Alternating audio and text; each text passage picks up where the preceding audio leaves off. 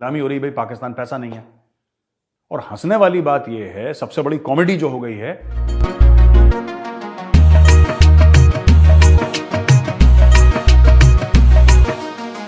Hello दोस्तों, सत श्री अकाल, नमस्ते, अस्सलाम वालेकुम, वेलकम बैक। तो कैसे हैं आप? आई होप आप सब ठीक ठाक होंगे।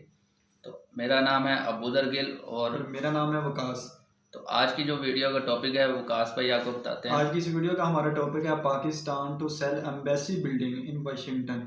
तो वाशिंगटन के अंदर जो है ना एम्बेसी पाकिस्तान में जो है वो सेल की है, तो वो आप इस वीडियो में देखेंगे कंप्लीट। जैसे आपको मालूम है कि पाकिस्तान की अर्थव्यवस्था जो है वो बहुत ख़राब हो चुकी है, इकोनॉमी जिसको कहते हैं। तो इसी के चलते हुए अब बिल्डिंगें जो पाकिस्तान को सेल करनी पड़ रही हैं। तो मेजर गौरवारिया इसके बारे में क्या कहते हैं इस वीडियो में देखते हैं। उससे पहले चैनल कर लें सब्सक्राइब, बेल आइकन को प्रेस कर लें ताकि मज़ीद अच्छी अच्छी वीडियोस देखने को मिलती रहे। तो चलिए जल्दी से स्टार्ट करते हैं।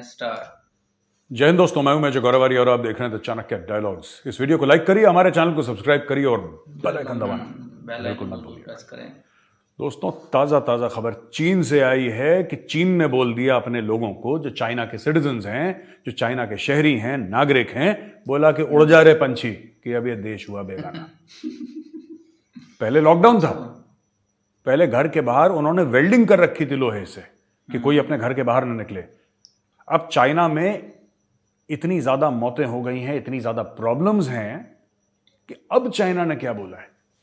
अब चाइना अपने लोगों को बोल रहा है दुनिया भर में जाओ, तो कह रहे हैं कि चाइनीज अब बुकिंग कर रहे हैं, एयर ट्रैवल की बुकिंग कर रहे हैं। मैं आपको कोट करता हूं ये आर्टिकल, ये बीबीसी का आर्टिकल है। Chinese people have rushed to book overseas travel after Beijing announced it would reopen its borders next month. Passport applications for Chinese citizens wishing to travel internationally will resume from 8th of January, the Immigration Administration said.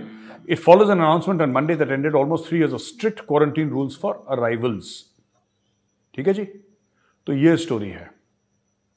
अब issue ये है ना कि China में इतनी problem है, आप सबको पता है चाइना में क्या हो रहा है, और बीबीसी ने कवर करा है, अल जजीरा ने कवर करा है, CNN ने कवर करा है, रॉयटर्स ने कवर करा है, जो कि एक media it's this thing, it gives out news to all news outlets.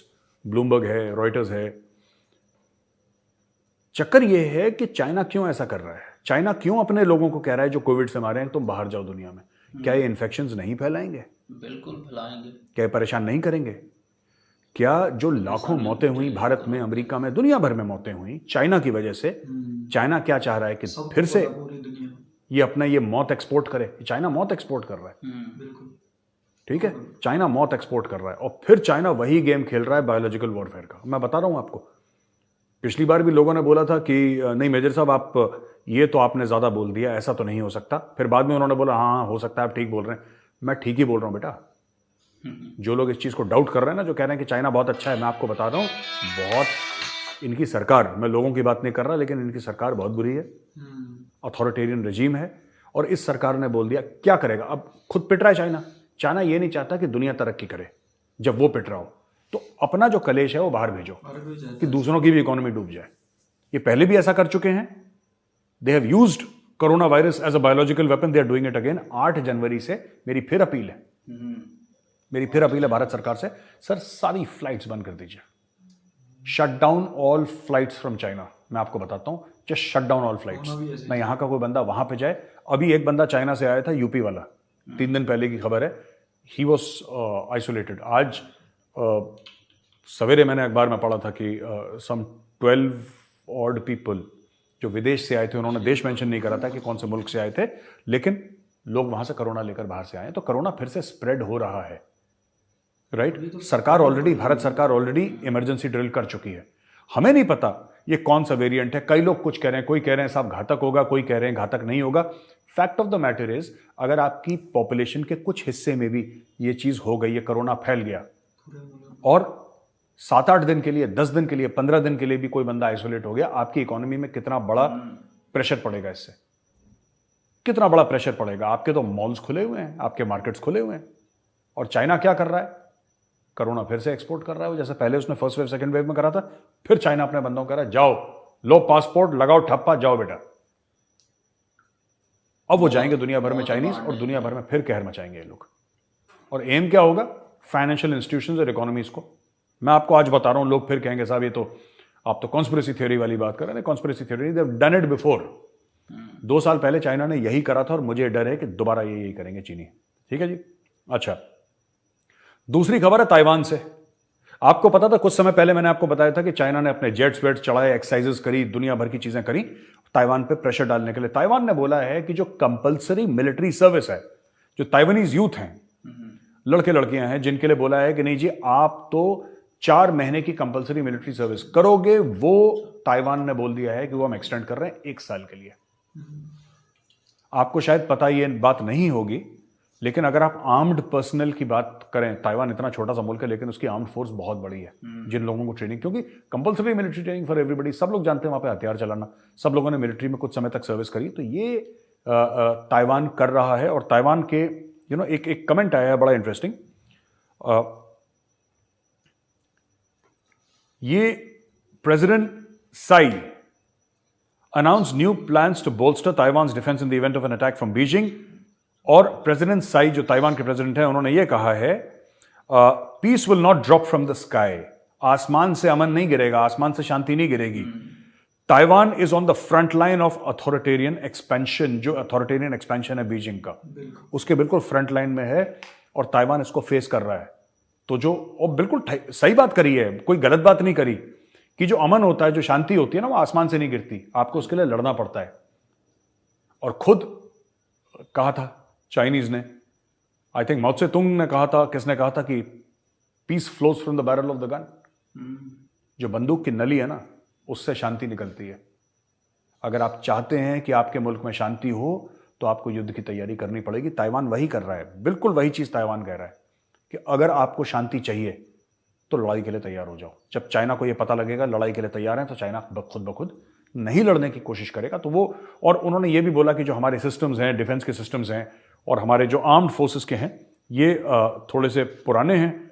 और मैं कोट करता हूं, president Tsai said conscripts will also undergo more intense training, borrowing some elements from the US and other advance militaries. यानी कि जो कॉन्स्क्रिप्ट्स हैं, जिनको ऐसे भर्ती करा जा रहा है, उनकी ट्रेनिंग और हम तगड़ी कर देंगे, जबरदस्त कर देंगे।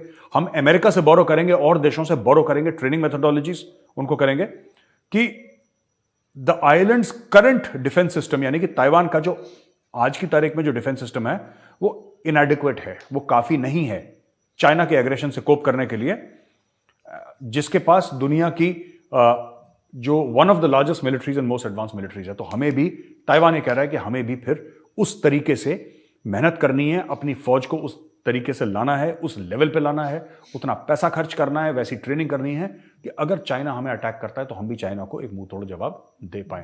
अब आपने ये आपने नोट करा, आपने एक बात नोट करी, इंडिया भी यही बात कह रहा है। अब आप देखिए, ताइवान भी यही बात कह रहा है, इंडिया भी यही बात कह रहा है, ऑस्ट्रेलिया भी यही बात कर रहा है, जापान भी यही बात कर रहा है। धीरे धीरे धीरे जितने भी ये मुल्क हैं, फिलीपींस, वो खड़ा करा है धीरे धीरे कि क्या हो रहा है, चाइना ऐसा क्यों कर रहा है। सारे के डिफेंस एक्सपेंडिचर बढ़ने वाला है। और लोग ये ना ब्लेम करें कि अरे ये तो अमेरिका चाहता ही है कि दुनिया में जंग हो। अमेरिका ने नहीं बोला चाइना को कि तुम लाइन ऑफ एक्चुअल कंट्रोल में आके खड़े हो जाओ और हिंदुस्तानियों को आंखें दिखाओ और फिर पिट के और जलील होकर वापस जाओ। अमेरिका ने नहीं बोला, ये चाइना का खुद दिमाग चल रहा है। बड़ी मार पड़ी। ये चाइना करना चाहता है कि हम लोगों को दबाएं और उनकी जमीन हड़प लें। वो ताइवान से खुश नहीं है, ऑस्ट्रेलिया से खुश नहीं है, जापान से खुश नहीं, भारत से खुश नहीं। मैं बार बार बोल रहा हूं, मैं चाइना एक अलग अकेला मुल्क है दुनिया में, अकेला एक देश है दुनिया में जिसके बॉर्डर 12 मुल्कों से मिलते हैं, लेकिन उसके 22-23 मुल्कों के साथ बॉर्डर के डिस्प्यूट हैं। यानी कि अगर चाइना का आपकी सरहद से और चाइना की सरहद से कोई डिस्प्यूट है चाइना का, अगर उसमें कोई, यानी कि चाइना नहीं मानता, तो जरूरी नहीं है कि आपका बॉर्डर चाइना से लगा हो तभी चाइना नहीं मानेगा। आप 2 देश छोड़ के तीसरा देश हो, चाइना आपकी भी नहीं मानता। चाइना कह रहे नहीं वो भी हमें चाहिए, ये भी हमें चाहिए, विस्तारवाद। तो उसके खिलाफ अब ताइवान भी खड़ा हो गया। मरता क्या ना करता, ताइवान को खड़ा होना पड़ेगा। ताइवान खड़ा हो गया, सब खड़े हो रहे हैं धीरे धीरे चीन के खिलाफ।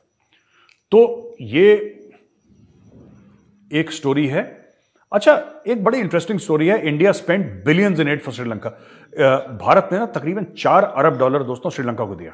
ठीक है, रैपिड असिस्टेंस था जनवरी और जुलाई के बीच में, इसी साल 2022 की बात कर रहा हूं। $4 अरब दिए, जिसमें क्रेडिट लाइंस थी, करेंसी स्वैप अरेंजमेंट था, deferred import payments and worship भी भेजा, एक युद्धपोत भेजा था, एसेंशियल ड्रग्स। 22 मिलियन लोग हैं 22 मिलियन आपका हो गया, 2.2 करोड़, करीब 2.25 करोड़ लोग हैं श्रीलंका में रहते हैं जो।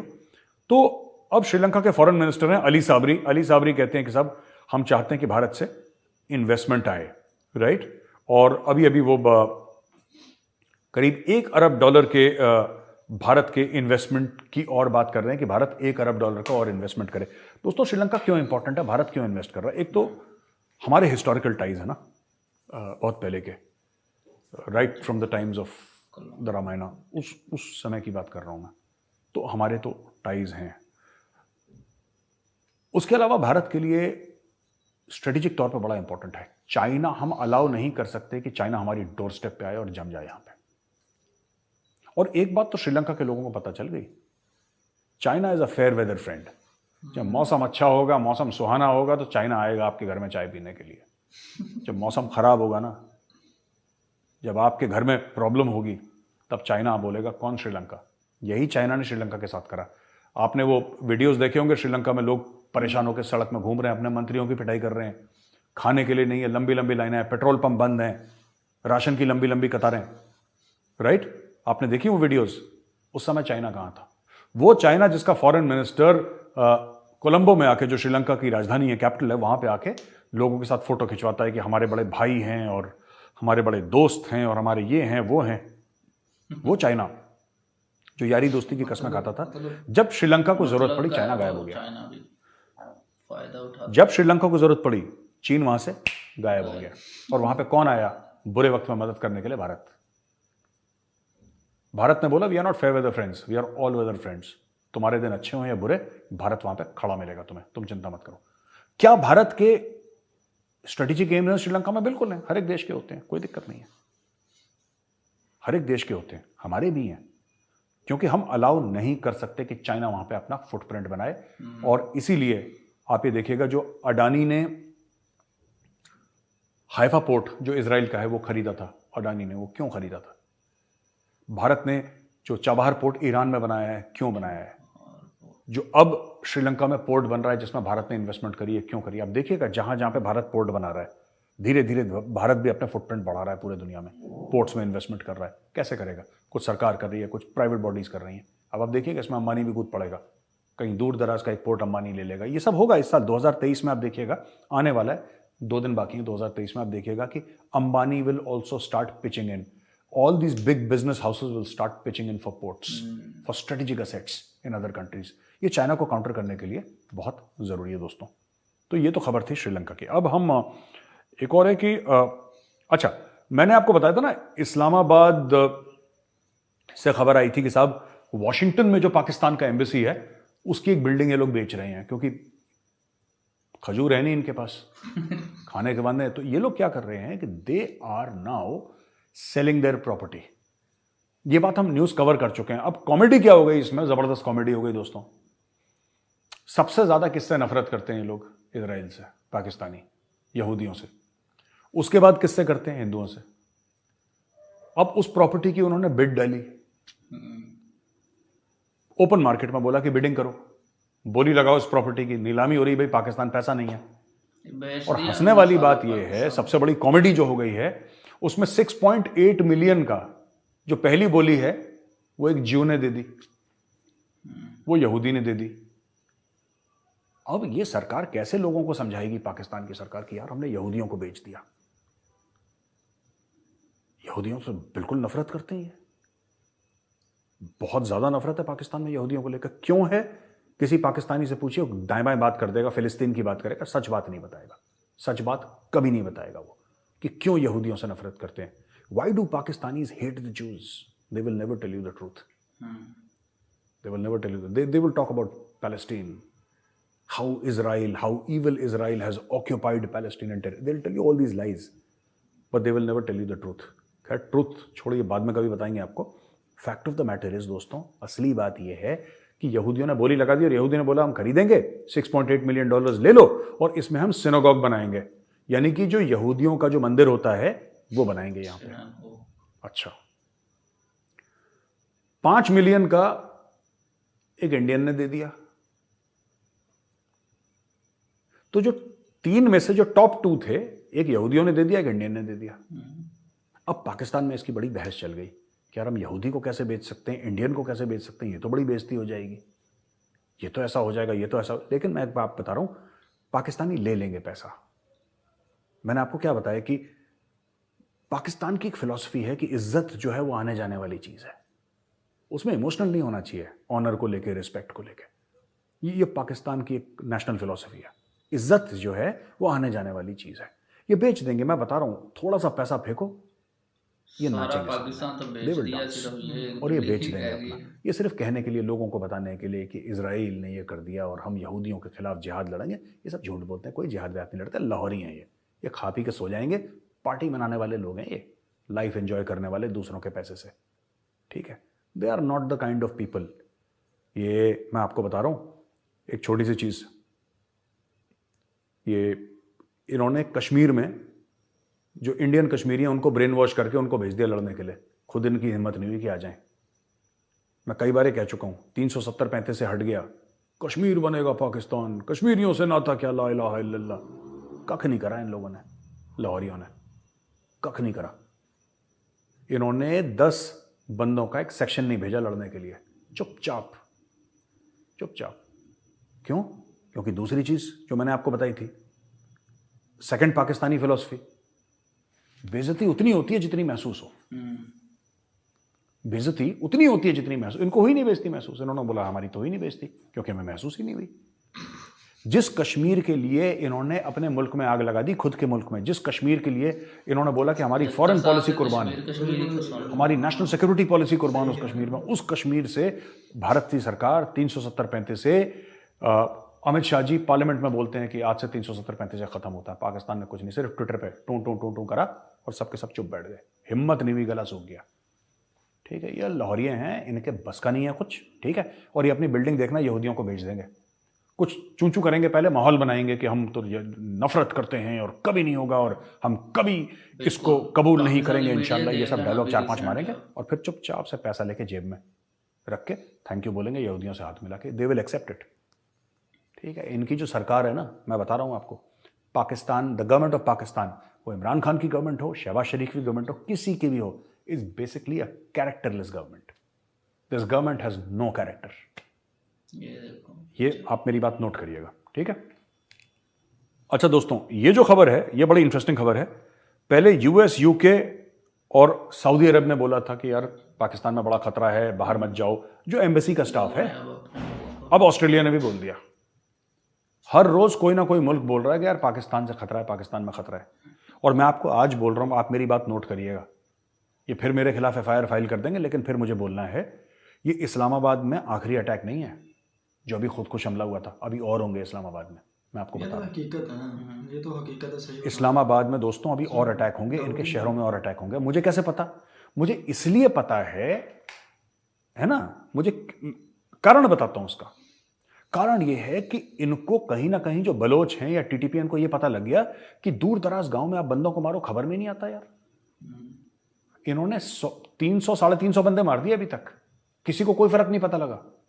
पाकिस्तान में किसी के जूं नहीं रहेंगी, माथे पे शिकन नहीं आई किसी की। 300-350 बंदे कितने मार दिए आई डोंट नो, 250 कोई कहता है, कोई 300 कहता है, I don't know the correct figure. किसी को कुछ नहीं हुआ। इस्लामाबाद में एक बंदा मर गया, सब एक्टिव हो गए। हाँ जी, 25 चेक पॉइंट हमने लगा दिए जनाब।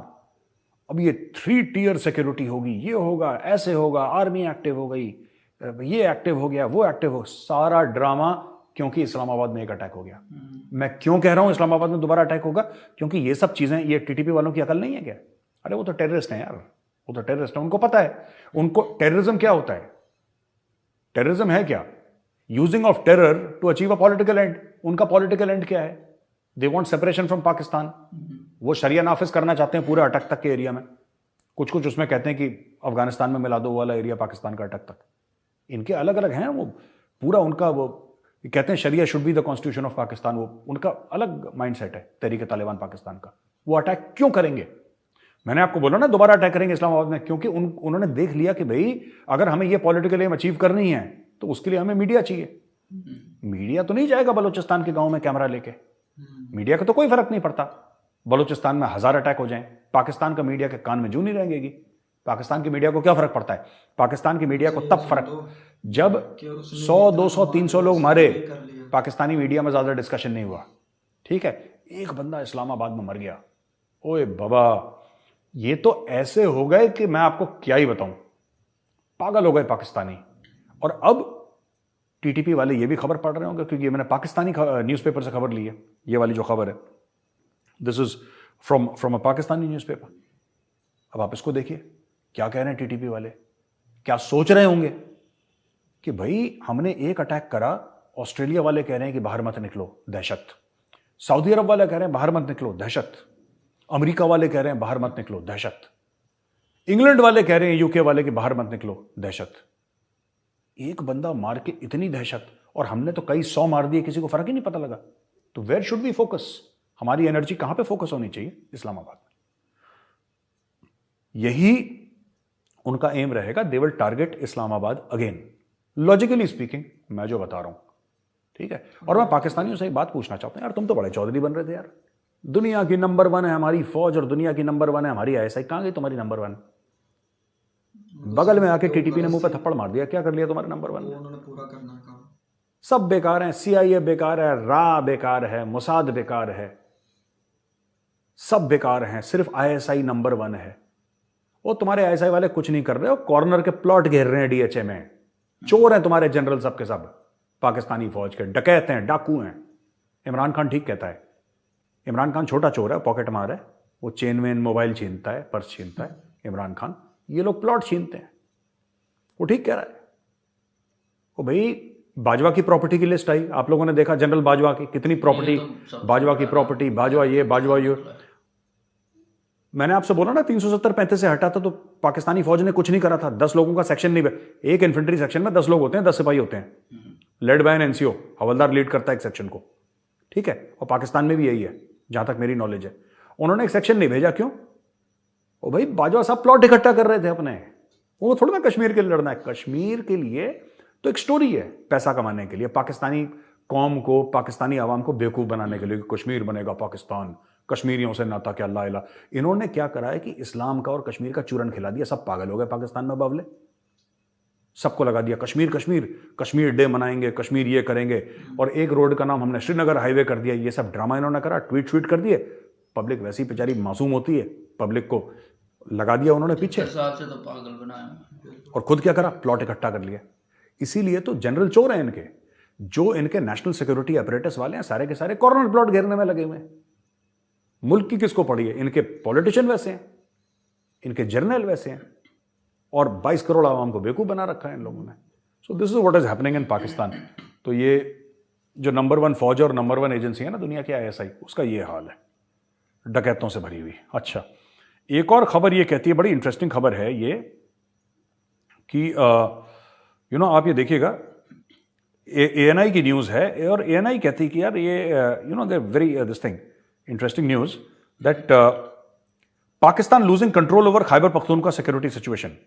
तो ये रिपोर्ट आई है, अल अरबिया पोस्ट, एक अखबार है Al Arabiya post, digital media organization the Middle East है। इसका ये कहना है कि take over of Taliban in Afghanistan is encourage several other terror groups to expand the terror operations in Pakistan. जब से तालिबान आया है अफगानिस्तान के अंदर, तो लोगों का जो टेररिस्ट ग्रुप्स हैं, जो आतंकवादी गिरोह हैं, दहशतगर्द हैं, उनका हौसला बढ़ा है कि चलो अब वो छोटा आतंकवादी है, उसके बड़ा अब्बू तालिबान है, तो उसने बड़ा बड़े अब्बू तो आ गए काबुल में, अब बड़े अब्बू के शहर में हम ये सब काम करेंगे। ठीक है ना? तो regular clashes in Khyber Pakhtunkhwa since the Tehreek Taliban Pakistan pulled out of peace talks with Islamabad on November 28।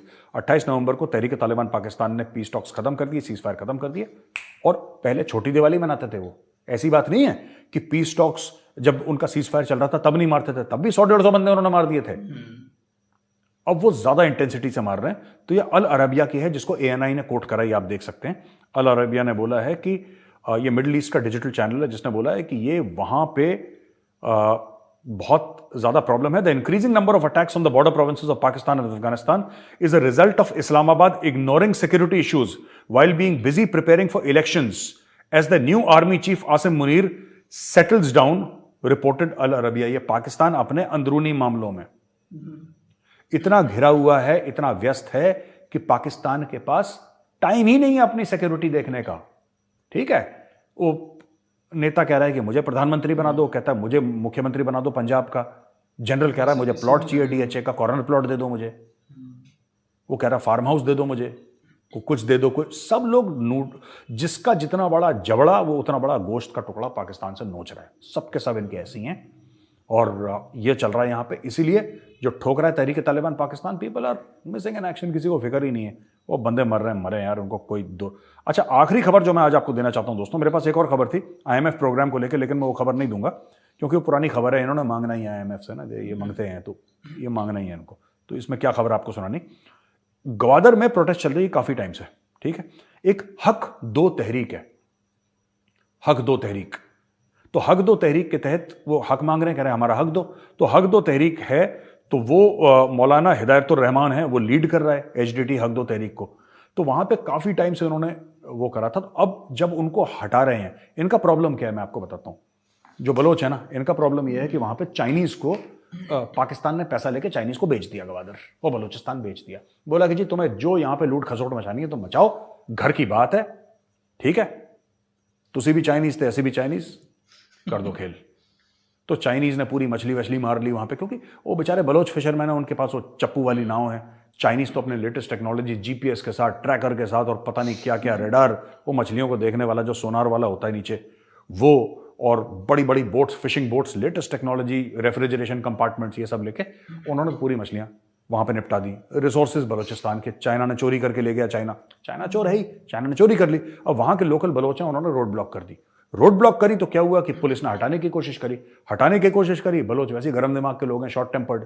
उन्होंने बोला अच्छा बेटा तुम ज्यादा फायदा उठा रहे हो, हमारा बदतमीजी भी कर रहे हो। हमारी पिस्टल वहीं पे एक पुलिस वाले को ठंडा कर दिया। अब वहां पे धरपकड़ हो रही है और हिदायतुर रहमान को पकड़ के ले गए और फिर उसको छोड़ने की बात कर रहे हैं। और जो भी चल रहा है बलूचिस्तान का मसला, देखो पाकिस्तान को एक बात समझनी पड़ेगी। आपको बलोचों के साथ, मैं आपको एज अ वेलविशर बता रहा हूं, बलोचों के साथ बैठ के आपको बात करनी पड़ेगी। आप किसी कौम को दबा नहीं सकते। आप ये सोचें कि आप डंडा मार के दबा दोगे, वो दबने वबने वाली कौम है नहीं वैसे भी बलोच। ये लाहौरी दब गए थे, मैं बता रहा हूं, अंग्रेजों के सामने लाहौरी दब गए थे। ठीक है, आप हिस्ट्री देख लेना, लाहौरी दबे थे अंग्रेजों के सामने। बलोचों की तो लाशें पेड़ों पर टांगी गई थी। अंग्रेजों ने बलोचों की लाशें, पश्तून लड़े कौन थे फ्रीडम मूवमेंट के लिए? लाहौरी लड़े थे, कम लोग लड़े थे। मैं बात कर रहा हूं पाकिस्तानी स्टेट की, मैं स्पेसिफिकली बात कर रहा हूं जो पाकिस्तान में पंजाबी मुसलमान है उसकी। जो बलोच मुसलमान है ना वो लड़ा था, जो पश्तून मुसलमान है वो लड़ा था। पंजाबी मुसलमान ज्यादा नहीं लड़े, बहुत कम थे। दे वर नॉट वेरी मच, थे ऐसी बात नहीं है, आई एम नॉट सेइंग बिल्कुल नहीं थे, कुछ थे, पर मैक्सिमम तो पॉपुलेशन उनकी वहां पे थी। They did not fight so much. The Punjabi, it was the Baloch Muslims who fought, it was the Pashtuns who fought, it was the Sindhi Muslims who fought against the British. ये लड़ने वड़ने लाहौरी, मैं बता रहा हूं आपको ना, लाहौरी दूसरे के पैसे पे ऐश करने वाले लोग हैं। They are enjoying life. किसी और का यहां से लोन मिल जाए, हमें आज बिरयानी खा लें, नारी खा लें, इनका यही प्रोग्राम रहता है दिन भर का। Non serious people largely speaking. तो दोस्तों ये स्टोरी है आज की। बलोचिस्तान में फिर से आग लग गई है। बलोचों ने मना कर दिया, कह रहे तुम और तुम्हारे अब्बू जो चाइनीज हैं दोनों के दोनों बाहर जाओ, भागो यहाँ से, हमें किसी को लेना देना नहीं है। और पहली बार खून भी गिर गया वहां पे, इस प्रोटेस्ट के नाते बोल रहा हूं, वैसे खून तो वहां पे 75 साल से बह रहा है। तो दोस्तों आज का वीडियो यहीं पे खत्म होता है। मैं जल्दी एक और वीडियो लेकर आऊंगा। अगर ये वीडियो पसंद आए तो वीडियो को लाइक करिए, हमारे चैनल को सब्सक्राइब करिए, बेल आइकन दबाना बिल्कुल मत भूलिएगा।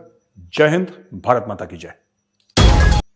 तो दोस्तों आज की इस वीडियो में मेजर गौरव आर्य साहब ने सबसे पहले चाइना के बारे में बात की कि चाइना में कोविड जो है वो फैल रहा है। तो उसकी बेस के ऊपर वो अब दूसरी कंट्रीज में भी जा रहे हैं, जिसकी वजह से वहाँ पर भी कोविड फैलने की मतलब कि मुझे तो लगता है वजह बन सकता है। जानबूझ के मतलब जो है ना ये करते हैं कि वो कह रहे हैं बायोलॉजिकल वार। ये उसका मतलब ये होता है कि आप मेडिकल के मतलब जिस तरह वो कोरोना फैलाया हुआ उन्होंने अपने मुल्क में, जब उनको पता चला कि ये रोज पे चला गया, ये काफी ज्यादा फैलने लग गया, तब वो जो है ना बंदे अपने बाहर भेज रहे हैं, चलो भी जाओ निकलो मुल्क से बाहर निकलो। बाकियों को अपने जो है बंदे उनको इन्फेक्ट करने के बजाय दुनिया को इन्फेक्ट करो। चाइना की सबसे बड़ी जो कमजोरी है वो उसकी इकोनॉमी। अगर उसकी इकोनॉमी के ऊपर कोई अटैक करता है तो वो तिलबला उठता है, और अब उसकी इकोनॉमी जो है वीक हो रही है और वो किसी ना किसी कंट्री के ऊपर अटैक्स कर सकता है। तो जैसे मेजर गौरवारिया ने बताया कि वो अब ताइवान के ऊपर अटैक कर सकता है, तो ताइवान ने अपनी गवर्नमेंट को या अपनी फौज को जो है मजबूत करना स्टार्ट कर दिया ताकि वो चाइना के जो ना अटैक से बच सके। कंट्री तो बहुत छोटी है मगर वो उसके साथ साथ कई और भी मुल्क जैसे हाँ, इंडिया और ये जो बाकी और भी हाँ, कंट्रीज श्रीलंका वगैरह, उन्होंने भी एक्शन लेना स्टार्ट कर दिया कि भाई हम भी आपके साथ हैं, हाँ। वो जो शुरू। और दूसरा उन्होंने मेजर गौरवारिया साहब ने बात की कि पाकिस्तान ने अपनी एम्बेसी जो है वो बेच दी, और वो खरीदी किसने रेट, मतलब कि उसका जो बोली लगी थी, तो एक तो यहूदी था और दूसरा इंडियन। इन दोनों के खिलाफ ही यहाँ की गवर्नमेंट और मीडिया जो है वो एक कंट्रोवर्सी बना के रखती है कि हम मुसलमान हैं, वो यहूदी हैं, और वो हम यहूदियों के साथ बात नहीं करेंगे, फलां नहीं करेंगे फ़लस्तीन की वजह से। तो दूसरा इंडिया के साथ तो मतलब कि ये इशू इसलिए बनाकर रखते हैं कि इनको वोट लेने होते हैं और लोगों को पागल बनाकर रखते हैं कि इंडियन हमारे दोस्त हैं या इंडिया हमारा दुश्मन है या फिर इंडियंस हमारे दुश्मन है। तो ये इनका यही प्रोपेगेंडा होता है कि आप जो है ना बस उनको दुश्मन कह के पाकिस्तानी अवाम जो है वो उनको कोई शोर नहीं होता, उनको पता नहीं होता, उनको ना कुछ बताते, जो न्यूज में दिखाया जाता है हम वही देख के तो यकीन कर लेते हैं। तो वो जब एंड पे अपना काम निकालते हैं तब वो कहते हैं जी कि ये तो पता तब चलता है जब सारा कुछ हो जाएगा।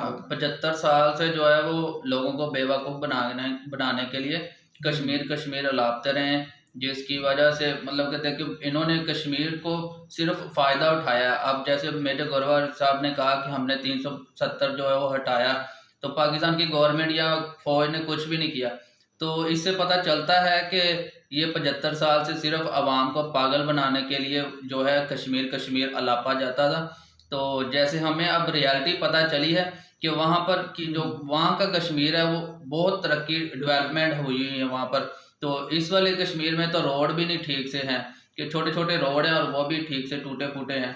तो मज़ीद मतलब कि मेजर गौरवारिया साहब ने ये भी बताया कि ये सिर्फ यहाँ के जो पॉलिटिशियंस हैं, कोई भी हो, शहबाज शरीफ हो या इमरान खान, वो सिर्फ इस चीज़ का फ़ायदा उठाते हैं और यहाँ की जो आवाम को पागल बनाते हैं। तो बाकी आपके सामने है, मतलब कि वीडियोस आप भी देखते हैं तो यही हालात हैं। अब तालिबान जो है उन्होंने एक्शन लिया हुआ है, ठीक है, तालिबान ने उन्होंने एक्शन लिया। अब साथ में जो है उन्होंने जो टीटीपी वाले वो और बलोचिस्तान वाले वो सब जो है ना आहिस्ता आहिस्ता खड़े हो रहे हैं कि भाई आपका भी मकसद एक ही है, हमारा भी मकसद सेम है। तो फिर शुरू हो जाते हैं। तालिबान जो है ना, तहरीक तालिबान, उनको पाकिस्तान की गवर्नमेंट और पाकिस्तान की एजेंसीज जो हैं माहिदा करके वापस लेके आई थी कि ये अब अच्छे बंदे बन गए होंगे, मगर उन्होंने पाकिस्तान में आते ही अटैक स्टार्ट कर दी। और अब वो जो बलोचिस्तान में जो अटैक करते थे पाकिस्तान की फौज के ऊपर, जो जिनको बलोच मिलिटेंट्स कहा जाता है, वो भी अब तालिबान के साथ मिल गए और उन्होंने अब इस्लामाबाद में अटैक किया। तो वो देखो पूरी दुनिया के जो कंट्रीज हैं उन्होंने अपने अपने शहरियों को या अपने सिटीजन को ये बताना स्टार्ट कर दिया कि आप पाकिस्तान या इस्लामाबाद से दूर रहें या फिर वहां पर विजिट करने से बचें। तो इससे पाकिस्तान का इमेज जो है ना वो पूरी दुनिया में पहले ही खराब था, मजीद खराब हो गया।